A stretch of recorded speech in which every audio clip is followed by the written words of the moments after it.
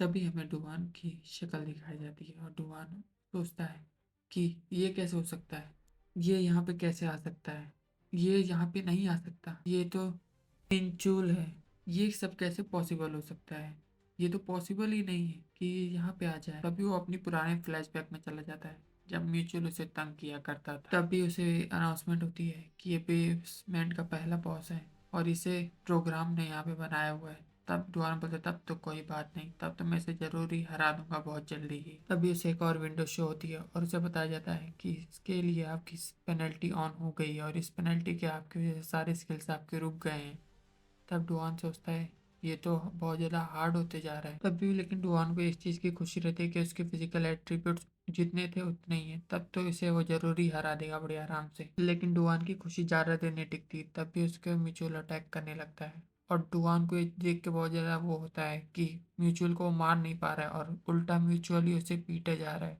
Duan का सिर mutual ने दबा के रखा ही हुआ था कि डुआन सोचने लगा कि इतना ज़्यादा पावरफुल कैसे हो सकता है। तभी उसे सिस्टम का एक और पॉपअप आता है और वो कहता है कि उसके फिजिकल एट्रीब्यूट्स बढ़ा दिए गए हैं और म्यूचुअल अब बस ऑटो बैटल भी कर सकता है। उसे ये पेनल्टी मिली है बेसमेंट की। म्यूचुअल भी डुआन को डोमिनेट कर रहा था और डुआन भी सोच रहा था यह हार्ड मोड नहीं, ये हेल मोड है। ये बिल्कुल भी मेरे लिए तो बिल्कुल नहीं है। तभी हमें बाहर का सीन दिखाई देता है और हमें होटल का सीन दिखाई देता है और उस होटल में एक फैमिली अपनी माँ का बर्थडे सेलिब्रेट करती होती है और उसे विश करने के लिए कहा जाता है और हैप्पी बर्थडे कह रही होती है। तभी बर्थडे ज़्यादा देर तक नहीं टिकता और वहाँ पर वो दोनों फाइट करते हुए आ जाते हैं। उनकी फाइट नॉन स्टॉप चले जा रही थी, इतनी ज़्यादा कि वो एक रूम तोड़ते हुए दूसरे रूम में एंट्री करते हुए जा रहे थे।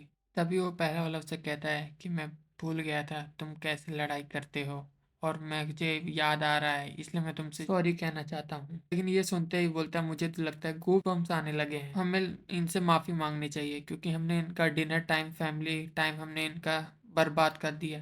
तभी ब्लू हेयर गाय उसके ऊपर एक फटाक से एक अटैक करता है और उस अटैक से वो बचते हुए कहता है लगता है तुम अभी तक नहीं सुधरे हो और तुम्हारी बॉडी अभी तक लगता है नहीं टूटी है। अभी तुम्हें मैं अपना ट्रू स्ट्रेंथ दिखाता हूँ। तभी उन लोग लड़ते हुए फिर से दीवार तोड़ के बाहर आ जाते हैं और वहाँ पे वो कहता है लगता है तुम बीस्ट की तरह लड़ते हो और लगता है तुमने काफ़ी सारी किताबें पढ़ी हुई हैं जिसकी वजह से तुम बीस्ट की तरह लड़ना शुरू कर दिए हो। तभी ब्लू हेयर गाय बोलता है अगर तुम्हें लगता भी है तो ये लो देख लो। तभी वो उसके ऊपर एक जोरदार अटैक करता है जिसकी वजह से उसको काफ़ी ज़्यादा इंजर्ड हो जाता है और वो तुरंत ही उससे दूर हट जाता है और पीछे हट जाता है उसकी तरफ से। तब भी हमारा फर्स्ट पर्सन रुकता नहीं और वहाँ से वो वेट्रेस के हाथ से कोयला उठाते हुए उसे अपनी जख्मों पर लगा देता है और वो सोचती है कि आप क्या कर रहे हैं। वो बार बार उसे पूछती रहती है सर ये आप क्या कर रहे हैं।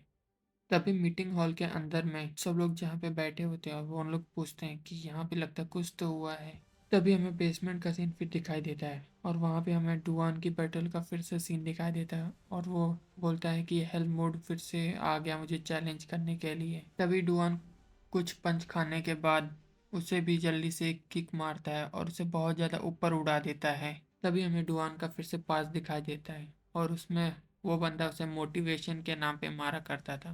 वो बोला करता था अगर तुम मोटिवेट हो जाएगा इस मार के बाद तो एक बढ़िया स्ट्रीमर बन जाएगा, इसलिए मैं तुझे मार रहा हूँ। तभी मोटिवेशन के नाम पे एस डुआन कहता है और उसे भी उठा के तुरंत ही मार देता है और उसके मारते ही वो नॉकआउट हो जाता है और वो कहता है वो मोटिवेशन नहीं बस वॉयलेंस था और वो बस वॉयलेंस ही था। अभी उसे बेसमेंट के डोर्स ओपन मिलते हैं और उसे बताया जाता है कि आपने डोर गार्डियन को एक तरह से हरा दिया है बेसमेंट बॉस को, इसलिए आप अपना पहला फ्लोर क्लियर कर चुके हैं। और तभी हमें बाहर का सीन दिखाई देता है होटल का जिसमें वो दोनों अभी भी लड़ रहे होते हैं। तभी ब्लू हेयर गाय उसे बताता है कि लड़ाई में टूल्स का इस्तेमाल करना बहुत बढ़िया होता है। तभी अपोजिट साइड से उसकी तरफ व्हील आता होता है और वो उसे थैंक्स कहता है कि अच्छा हुआ तुमने मुझे बता दिया, तुमसे मुझे बहुत सारी सीख मिल गई है टीचर बीस्ट। और उसे वही कहने के बाद वो कहता है रुक जाओ मैं तुम्हारे टुकड़े टुकड़े पहले कर दूं फिर मैं देखता हूँ। तभी वहाँ पर कोई आता है और वो हमारा चॉइस इंजर था। चॉइस संजय उन्हें बोलता है कि बस लड़ाई बंद कर दो, लेकिन वो लोग कहाँ चॉइस संजय के भी सुनने वाले थे। उनने सीधा चॉइस संजय के ही मुंह पे पंच कर दिया